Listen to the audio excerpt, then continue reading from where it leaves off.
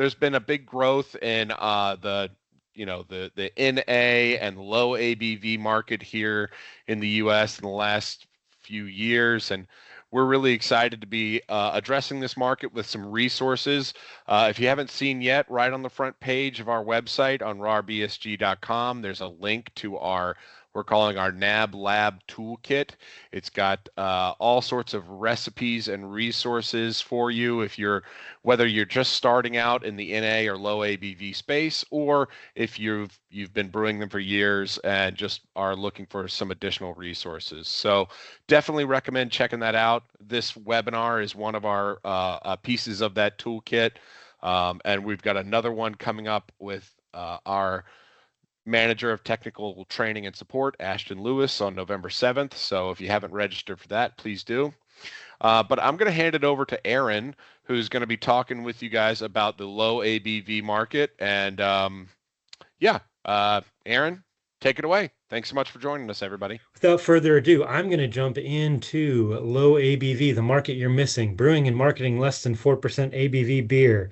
And I really am passionate about this topic, and I hope that comes out because I really believe that I'm the target market. I'm passionate about your breweries and the craft brewing industry, and I'd love to have more options in this space. So I'll just go through kind of what we're talking about, some rationale for brewing low ABV, looking at some of the styles suited for it, brewing techniques, and some of the sales and marketing as well. So what is low ABV? We seem to treat it in the US as 4 and 4.5%. And if you were on some of my social media where I was talking about this, you may have seen that people were sort of like, why do we need to be talking about low ABV session beers? Like, why do we need to be talking about lagers in the 4 to 4.5% range? To which I corrected most of those people. I'm actually going to be talking about less than 4%, and to me, that's what low ABV is.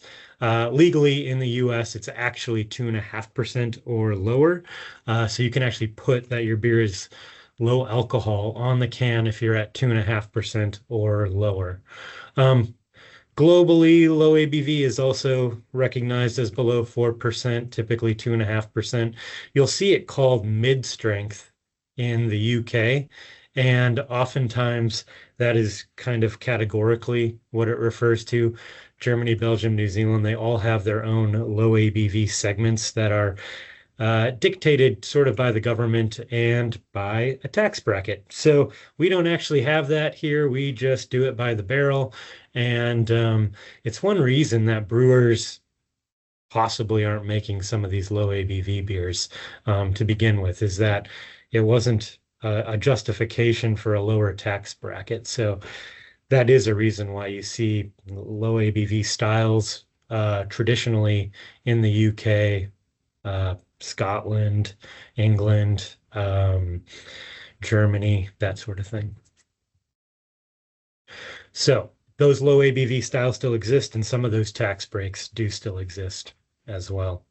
So for our purposes of the presentation, I'm referring to anything below 4%, not less than 0.5%. That's NA. Join us next month to have a conversation with Ashton about NA, please. So quick note on my experience. What I saw in New Zealand from some of my favorite brands and breweries that were in my area were that they were typically taking either their core product or they were making a completely new one at around 2.5% ABV. And this oftentimes was their top selling product. These are the top 3 selling products for Sawmill Brewing out of New Zealand. You can see one of them there is Nimble Pale Ale at 2.5%, and that generally globally in the market, breweries have a lower average ABV, but that 2.5% is one of their best sellers. Same with Urbanaut. You can see at the top there, I pulled this from their website. They've got a burger restaurant in there. I'd sit and eat a smash burger and drink a few of these guys. Also 2.5% hazy pale ale. They did a lot of low ABV IPA as well. And Jocko Hazy Pale Ale actually became their best-selling beer the month that I left. Now that was back in 2023, but just knew the brewers and talked to them a lot about how their beer sales were going back then. So let's look at some rationale for you guys to really be considering brewing low ABV. Um, Consumers are increasingly seeking moderation and mindful drinking. This is very true, and it doesn't mean they're seeking NA. It just means they're seeking moderation and mindful drinking. I think, and I would challenge you to actually talk to some of the customers about this. Maybe customers you don't see that frequently, customers that are in their middle age. They are probably looking and shopping by ABV. They are probably looking at your menu and thinking, what's the lowest ABV beer on the menu that I can sit and have a couple of? Or they might be the opposite. They might actually be looking at highest ABV. And that's the dichotomy that we're in right now. We're in that dichotomy of customers. Yeah, there's still customers that'll drink your mid-range beer, especially if it's your core beer. But a lot of folks are definitely trying to make sure that they're being somewhat mindful. I put a lot of quotes up here because there's a lot of good ones, and the most recent one is at the top there. 92% of NA beer purchasers also purchase alcoholic beverages. So they're not just out of the market. They're trying to be mindful about how they're considering what they drink. 33% of US alcohol consumers are opting for lower ABV drinks. 40% of millennials are reducing alcohol for health reasons. More than 50% of alcohol consumers always practice mindful drinking. In other words, they're always thinking about how much they drink and always looking at the ABV on their beer. And globally, in 2024 is what that number is from. There was 14% year-over-year growth in low alcohol beer and drinks, and that is using the definition that I used, which is less than 4%. And 60% of health conscious people will drink alcohol if they have low calorie, low alcohol options. So a lot of people are always tuned into it and looking for it. It will attract health conscious drinkers. Those aren't the typical drinkers that are sitting across from you in the tap room currently. But I highlighted that word attract because it is something that they are looking for. Look at the success of Mick Ultra right now and what it's doing in the market. NA and low can be strong platforms for that wellness side of things. And I did put functional at the top of this slide, and you can see the New Holland Light Point, which is a functional white ale. Those functional ingredients that are out there are definitely something to keep on your radar. We're keeping it on our radar in terms of where beers and drinks are going. So health and wellness trend is here. And those type of ingredients like lion's mane mushroom and ashwagandha, they're out there and they're going into NA beers, low ABV beers, RTDs, non-alcoholic drinks, sodas, that sort of thing. So that wellness platform is massive. One of the biggest challenges we're seeing to low ABV is brewery and industry support. Obviously, it's really hard to justify some changes to your beers when the market is as challenging as it is, but it's also necessary. So we've kind of taken an all or none approach here in the US, saying, hey, drinkers either want NA or they want 7%, without giving them much in this mid-strength 2.5 to 3.5% space. One thing that we notice a lot is that brewers are telling us that their customers want high ABV beers, and that's probably true. The only challenge with that is that those drinkers seem to be diminishing in the tap room. And one other thing we've noticed is that brewers are not a fan of trying to get a low ABV beer to work. They find it either boring or actually too challenging. And to that I say, let's try to accept the challenge a little bit here to make a really good 2.5 to 4% beer. I can tell you it's being done all over the place. But a lot of times they are watery and a lot of times they can be a challenge, but we'll touch on that in a minute. So right now, our moderate drinkers find non-alcoholic to be one of the few options available to them, and it's mostly around selection. It's mostly because brewers are just not making the beers they want to drink right now. So let's talk a little bit about cost savings.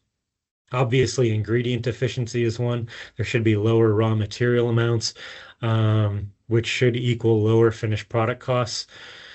Generally speaking, we're talking about less fermentables, less hops, less yeast.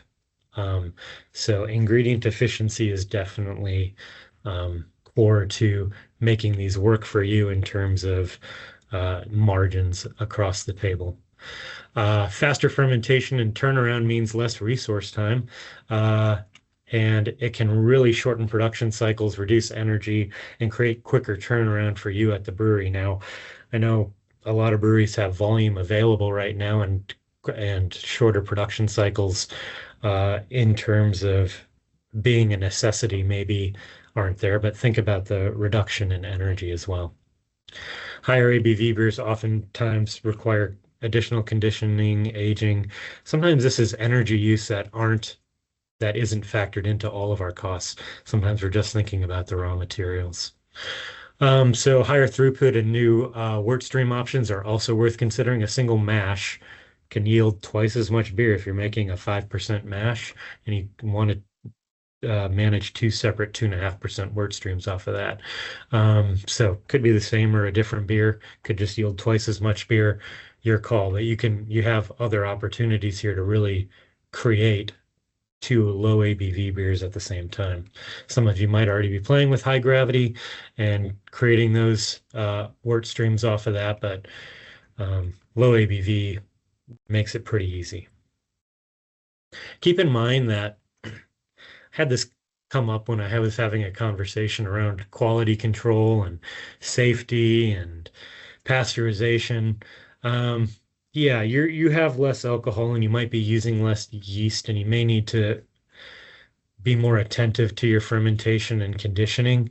But end of the day, if there is a mistake, it's less costly, and you do need to pay attention and make sure that you're considering potentially using an antimicrobial or pasteurization, but this isn't like an NA where there's zero alcohol.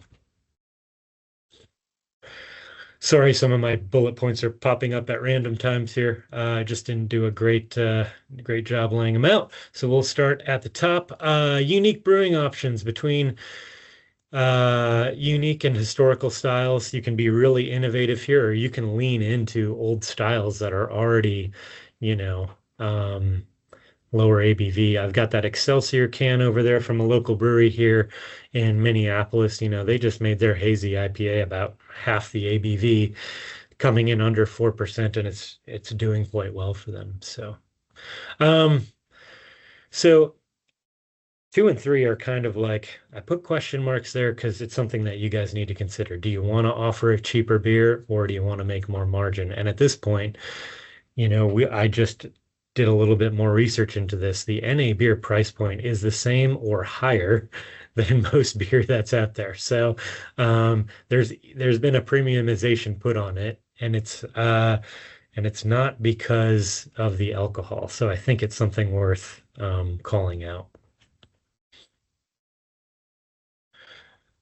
So there's a lot of new customers and some really good market reach that you can do here. If you haven't noticed that elder millennials and Gen X are exiting your tap room, they are in droves, and they're the leaders in that moderation movement right now.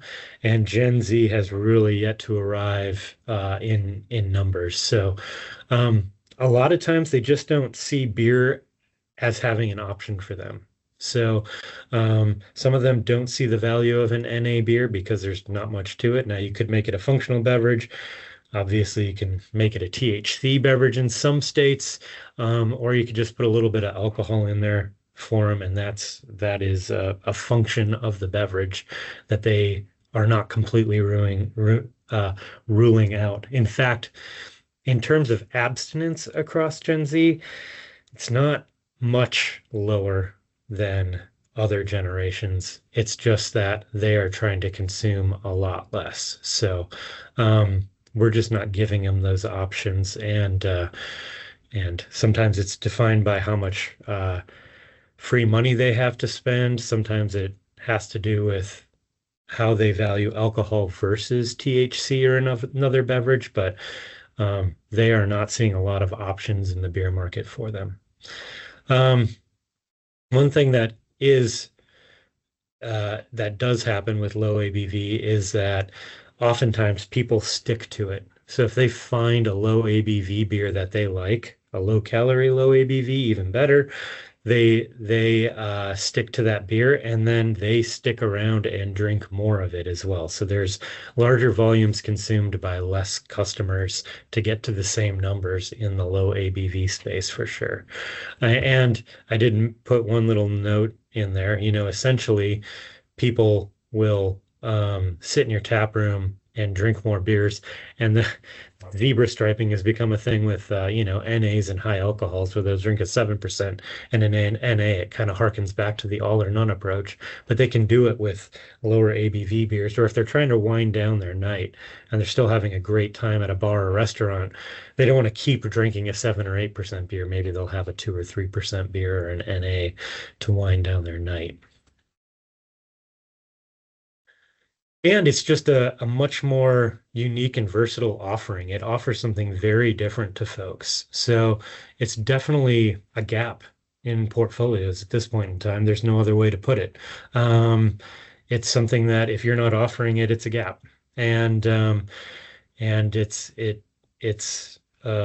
an entire part of part of that ABV range that a lot of people just are not considering. But I did mention on and off premise distribution here, and it can be a gap in your distributor's portfolio as well in terms of how they service their restaurants and bars. So, distributors had a really rough summer as well as breweries, and making sure that there's something that can differentiate one beer from another makes a lot of sense. And low ABV is a great way to do that.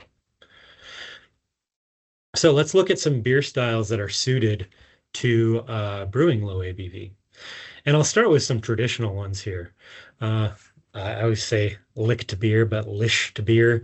And it did have its own tax class, and it's still very popular actually in Germany, but it's not as popular.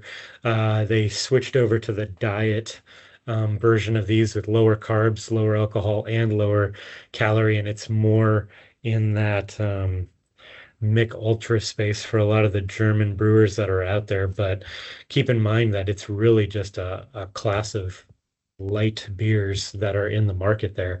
And so it doesn't uh, adhere to any one style at all, but you will see Pils and Helles um, driving most of the volume in Germany. And it is making a comeback. You can walk into a grocery store in Germany and find a substantial amount of beers under 3% these days. And actually, if you haven't seen it, Germany is driving the NA movement as well. There's a largest amount of NA consumed in Germany per capita or something like that this year than any other market, and that's in Germany, which is pretty crazy. So that NA and low ABV space is just massive there. Belgian beers, Tafel beer, table beer, typically around 2.5%, and Grisette, which is a lovely beer and was popular here. Forget how long ago it was popular here in the US for like one summer. It was great. It was light, it was refreshing, highly carbonated, went down easy. And then Saison Petite, essentially typically someone's house Saison recipe cut in half. But I like all of those beers for the summertime here in the US for sure. From the UK, you're probably familiar with a lot of these. Um, Guinness imported is 442.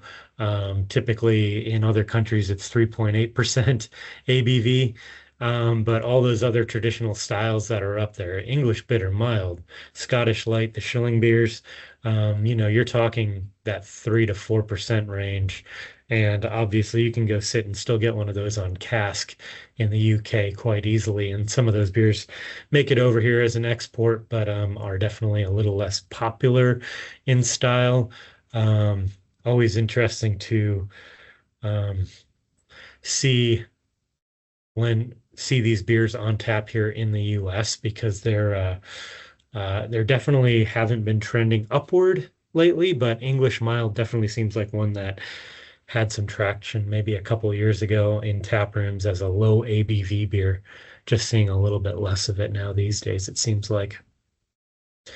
So again, with English styles, if you've got a cask, you could also cask serve these beers, see how they do. That's another customer altogether, but some folks really like that lower carbonation and slightly warmer beer.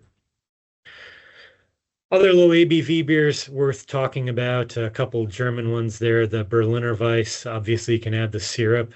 Uh, Goza, salty sour, you can get that down to a lower ABV, Czech pale lager, and then other table beers as well, around that sort of continental approach or European approach, that a lot of those breweries in Belgium, Germany, and the UK take. Obviously, you could be creating your own house or table beer, something suitable and clean and easy to drink with food, or kind of like the idea of, craft breweries in the US taking that house or table vibe and saying, hey, this is our house beer, table beer, maybe actually making it a couple bucks cheaper. So American styles, pretty much but smaller. IPA and pale ale, likely your most popular beers. No reason why you couldn't be making those at a lower ABV. May take some work to balance those out, but work very well as a smaller beer, especially those drier IPAs and pale ales, for sure. Ambers and reds, the heavier styles of the 90s and 2000s. That's their elder millennial and Gen Xer right there. They're used to those styles, and it could offer a nice multi approach to a lower ABV beer that isn't a mild. Stouts and porters, obviously the Irish stout fits right into this space quite well. No reason why you can't be making yours in that 3.6 to 3.8 space as a lower ABV option. Irish stout was the fastest growing style amongst women in 2024. So something to keep in mind, and I'm guessing it wasn't driven by the flavor. I'm guessing it was driven by the low ABV and lower calories. Um, Lagers and pilsners, any adjunct lager can be made light. It's a tricky one, that word light, and if you want to use it or not, but it becomes ubiquitous sometimes with swill, and we try to avoid that. So you may find, though, that some of your lagers and pilsner drinkers can be converted to lower ABV quite easily, as well as the style itself. Um, and don't be afraid to get experimental. Fruit beers, traditional lambics, they can come in real low ABV. Um, the new Glarus beers just across the river from us aren't very high ABV, and those sell quite well. Dark lagers like the Schwartz beer can be very refreshing as a low ABV beer. Wild fermentations often can be a low ABV, and then botanical beers, as well as I kind of lumped that in with some of those functional beverages as well there, but definitely some options for you to get experimental with low ABV as well. Let's talk a little bit about techniques and ingredient considerations. So I really like using a flavorful base malt like a pale ale and specialty pilsner, something that can create a lot of flavor without a lot of work, and some nuance as well. And you'll find that oftentimes these can be a better base than just a standard two row for you, but worth playing around. Oftentimes, if you're just cutting a recipe in half, this is where you just need to be mindful of it getting too watery. But obviously there's mash technique that needs to come into that, and we'll talk about that in a second as well.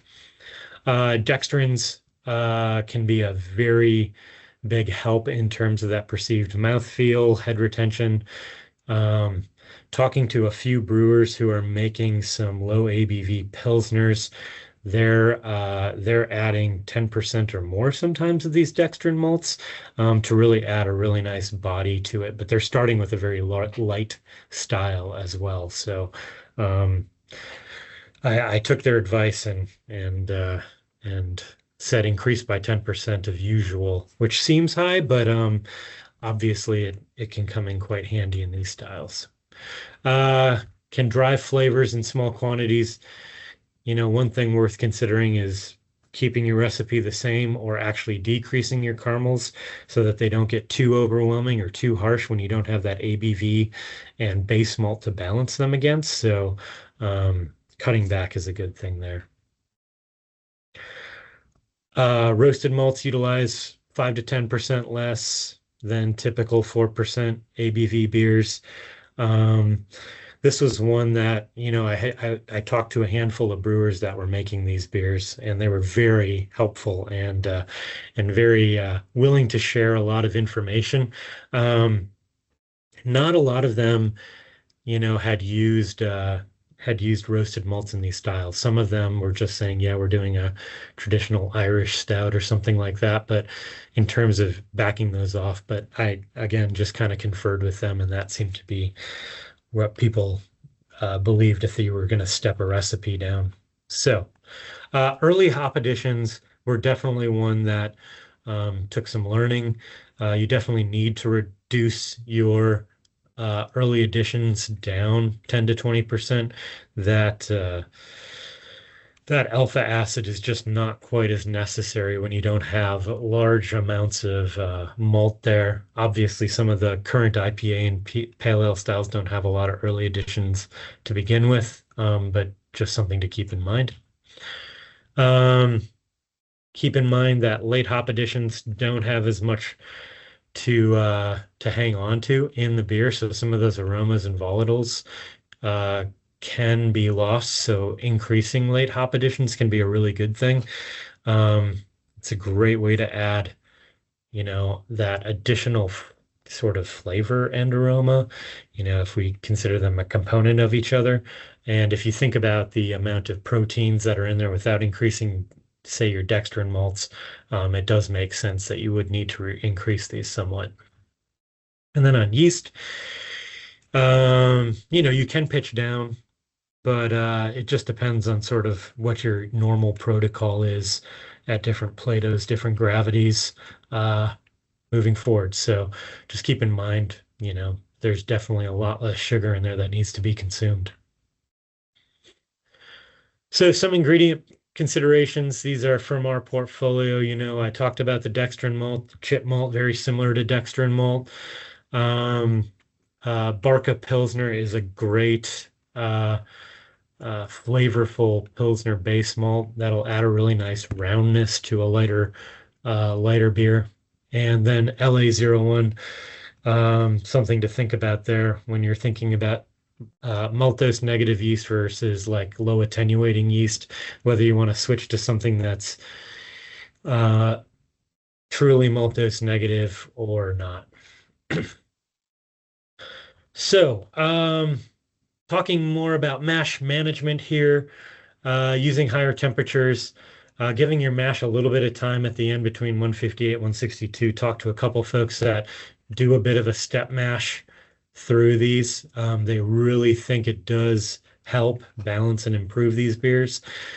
If you're a single step infuser, you might want to, just increase that temperature, 68, 69, C, 156 to 158, and just mash around there if you have to do a single step. But you want some of those unfermentables to really make that beer work. A slightly thicker mash is a great way to drive fuller bodied beers. Generally, a thin mash will create a lighter bodied beer. There's other factors involved there, but something to consider. And then adjusting your pH. So keep a close eye on your pH. Your pH, will be a bit different than your traditional beers based on your ingredients, and you'll need to possibly adjust accordingly. And this is something that one brewer said they had to take a closer look at with their IPA. So high gravity option, keep in mind that you can just be, we talked about doubling that batch, uh, get a lot more beer for your hard work if you do that high gravity option. All right, so fermentation management, I touched on that maltose negative side of things. It could be a way you go. You can make really nice low ABV beers from that LA01. And um, just need to manage your mash and kind of think about um, what strain's gonna what that strain's gonna do for you. Lower attenuating yeast. Sometimes these are the old English strains, that sort of thing. They can help with body and head retention for sure. Um, Stopping fermentation, halting fermentation when you're happy with it. Does leave a bit of residual sugar in there. Might not be a bad way for you to go if you're worried about it getting too dry or watery. Just keep in mind, of course, you're going to have to filter or pasteurize at that point in time to make sure that you're you're not going to see that kick off again. Natural conditioning can be utilized with good results. Trickier with low ABV beers. I'm trying to think. I don't think I actually talked to anybody that was utilizing this, but they thought it could be a good idea.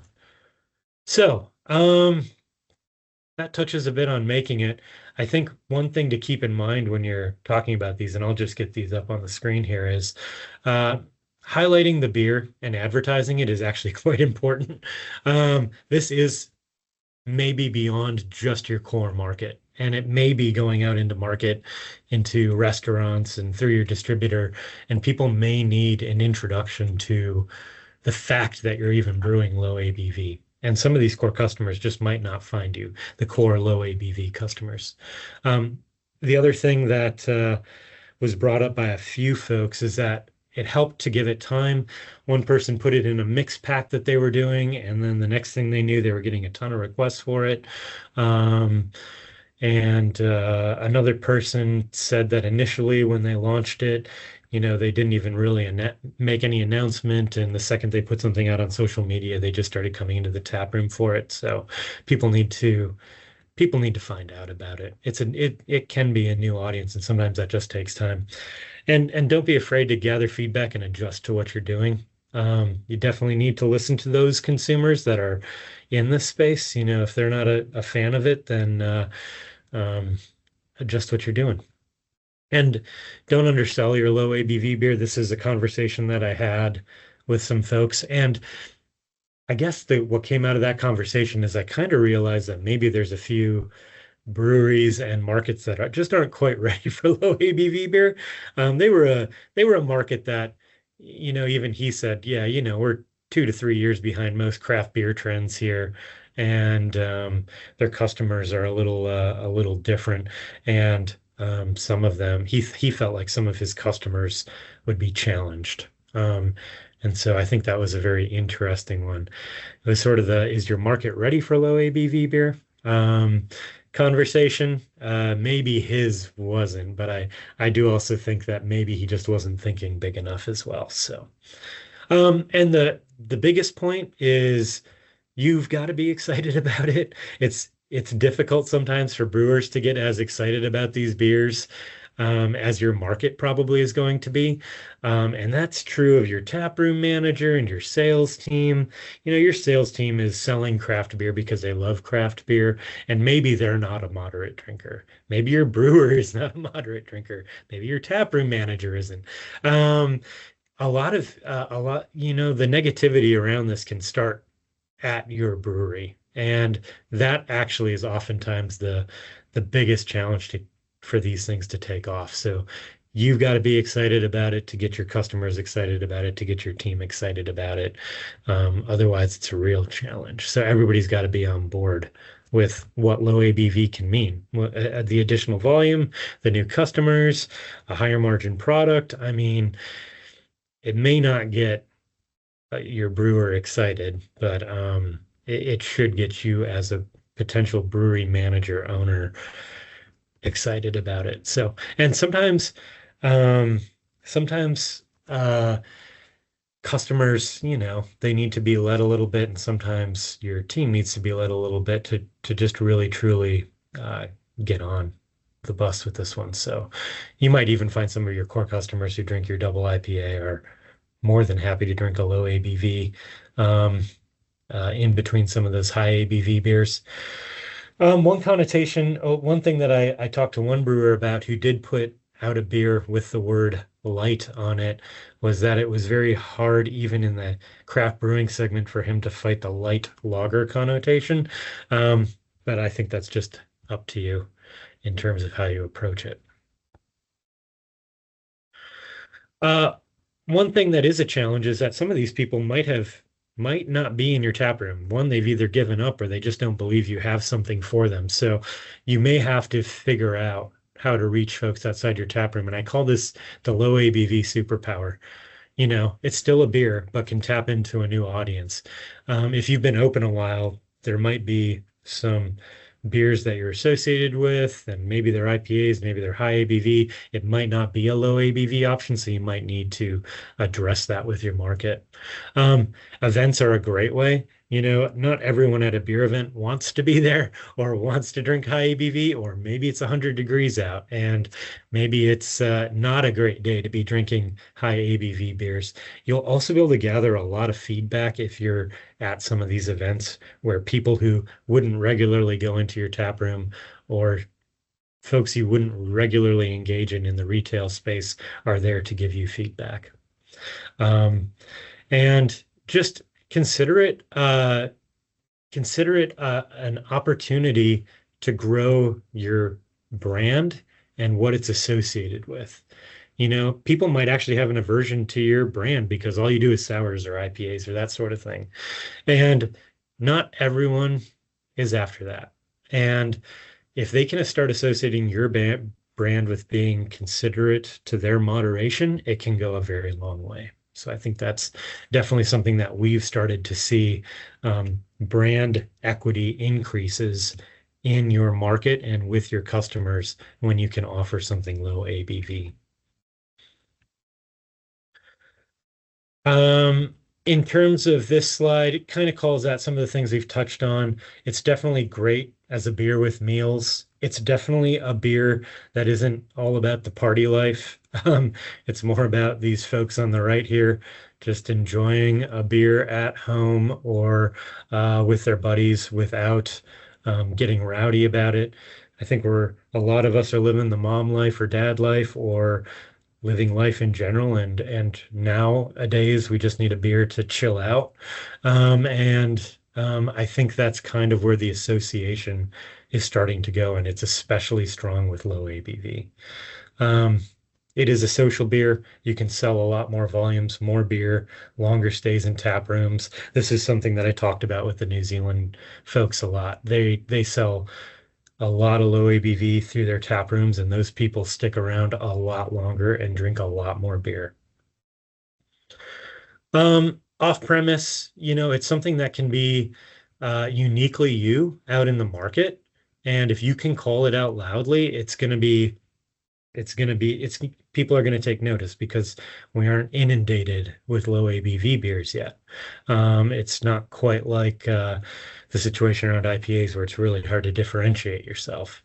And then if there's an opportunity for you to talk about health, wellness, being a natural or beneficial beer, I think it can make you very successful in this space. Just a few final thoughts. This came through. I've given this presentation a couple times, and some of the conversations that I had drove some of these. So some of them are repetitive and some of them are just new. So one person was talking about how they scale pour size at their brewery and they felt like that was enough. And for me, I said, why wouldn't you scale ABV instead for some of those folks? Now, some of those folks just want less, some of those folks just want smaller beer for other reasons, but a lot of times it's because of the ABV in the beer. So they want a smaller pour. But why sell them a smaller pour when you could be selling them larger volume? We all know there's volume out there to be had and to be sold, and full size beers keep your production moving. So smaller pours don't go very far. And generally it keeps your sales volume up. Um, One conversation that I had with a brewer was kind of around the amount of adjustments they were doing at the end. So they were making a base low ABV beer, and they were making two wort streams, and they were adjusting things. And they said, consider that you can really brew two very different styles from a base beer if you wanted. Um, they talked about brewing a dark beer and an amber beer off of pretty much the same mash, and then kind of adjusting as they went and having good results with it. Um, I don't know if I mentioned it in this slide, but they did say you have to be a little careful when you cold crash because this brewery had been brewing low ABV for quite some time, and they were starting to pull out all the tricks in terms of how many wort streams they could do and that sort of thing. But they did say the very first time they cold crashed, they froze their beer because there wasn't a lot of alcohol in it, and they were just using their same cold crash regimen. So keep that in mind as you cellar these beers and cold crash them. Um, can't go quite into that freezing range as you do with your other beers. What other low ABV beverages could you be doing? RTDs, ciders, functional.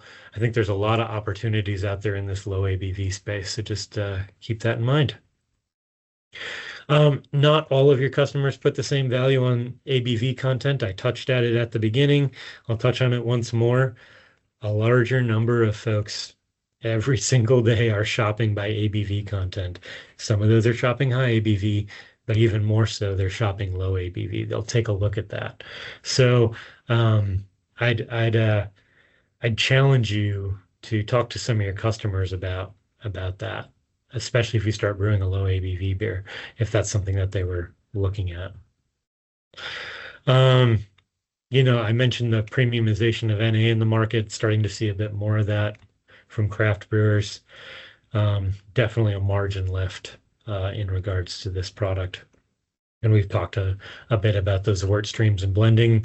And first and foremost, I think it's actually a really good question. Could your flagship beer also be in the low ABV space? A lot of brand equity has went into that flagship beer, and so I think it's definitely worth you considering if that should be low ABV as well. All right, folks. So that brings me to my last slide.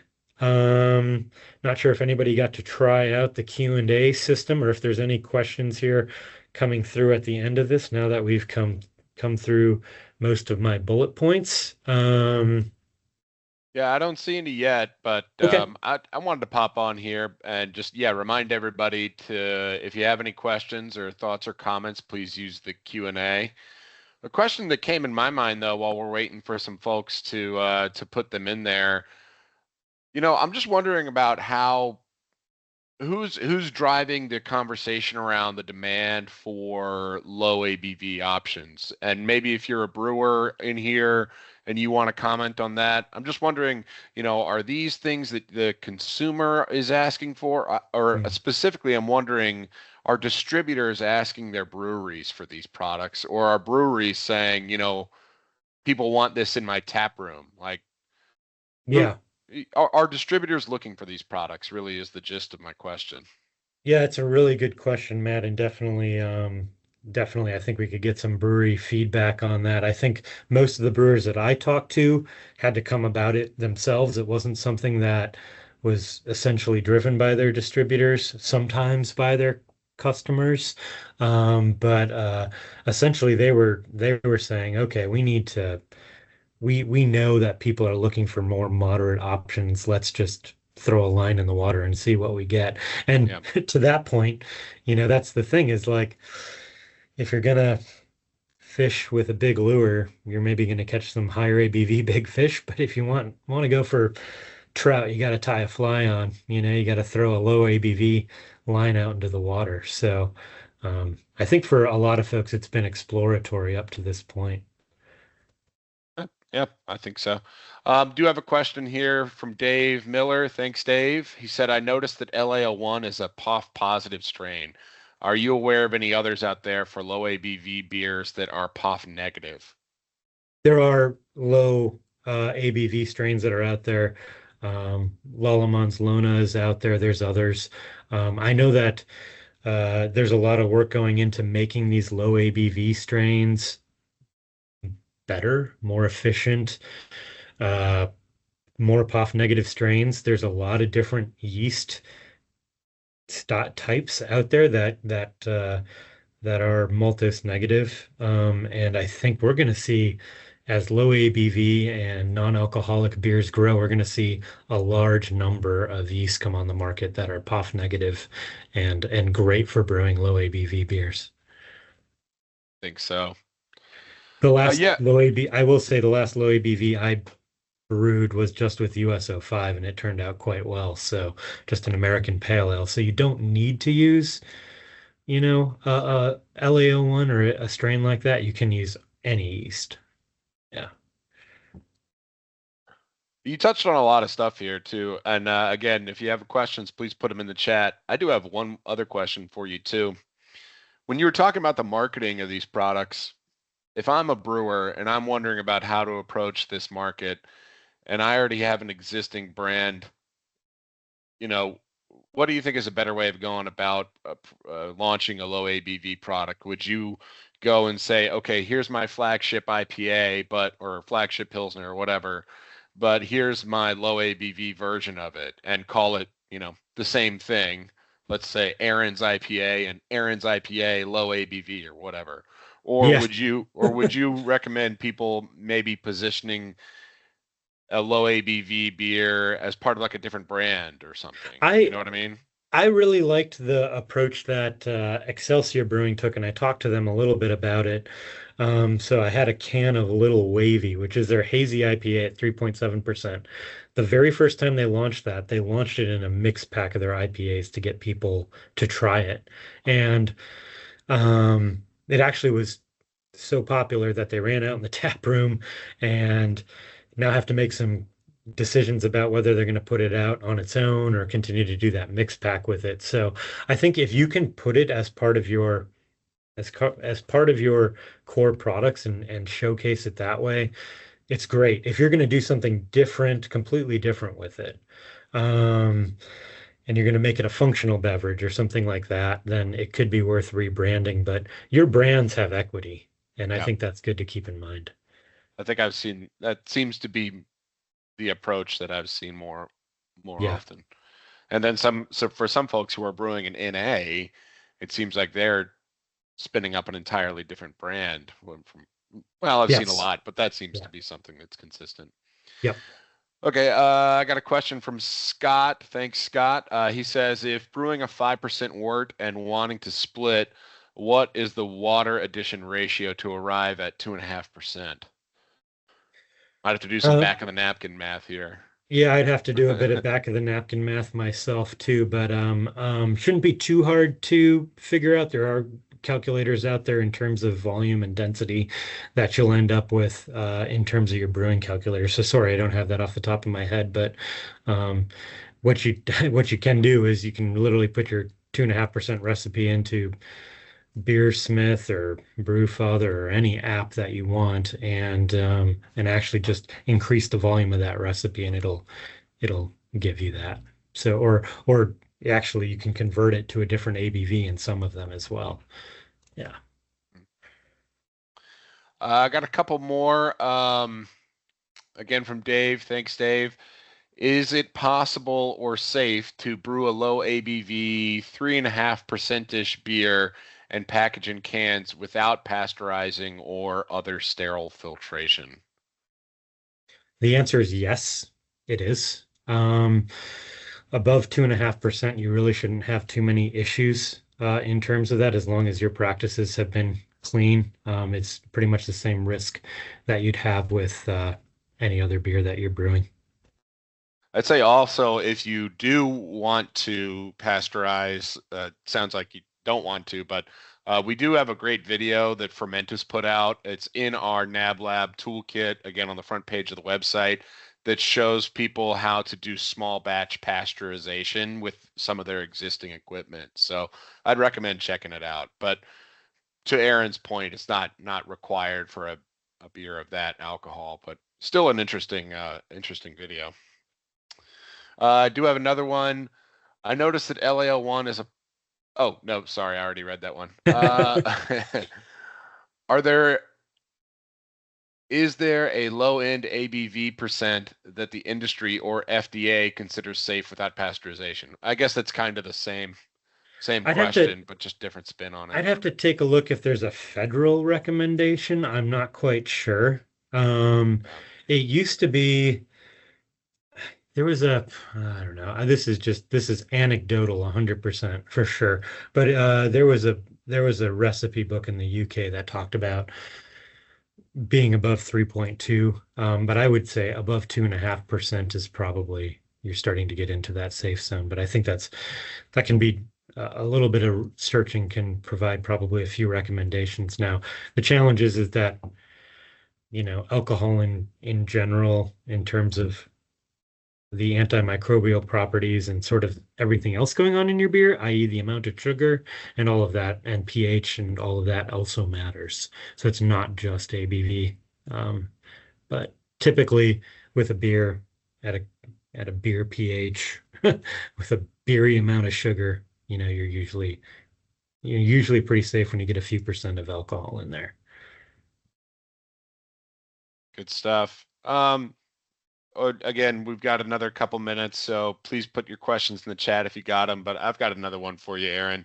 And I got a feeling I know how you're going to answer this, and maybe me asking the question the way I'm going to ask it is already answering it. But, um, you know, throughout the years, we've seen so many different segments become mainstream, and then things that were niche kind of come along and get real popular, and then a year or two later, they're gone. Cough, cough. Brute IPA seems to have done that. But black IPAs, brute IPAs. I mean, Dude, even session beers. yeah. I mean, they're still obviously on trend, but it seems to me like that term was really buzzworthy for a while, and I'm not sure if it's really stuck around as much. I'm just wondering if like you have any predictions about is low alcohol or NA beers, are these flash in the pan kind of thing, or do you think this is a real trend that's gonna stick around?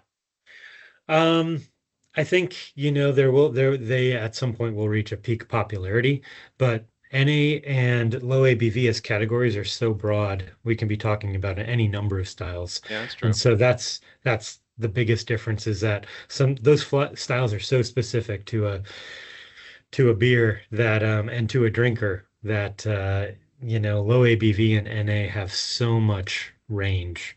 And I do think we'll start seeing that in the NA space. You know, well there's already NA beers out there with THC, and there's already functional ones, and adding value to NA will be valuable.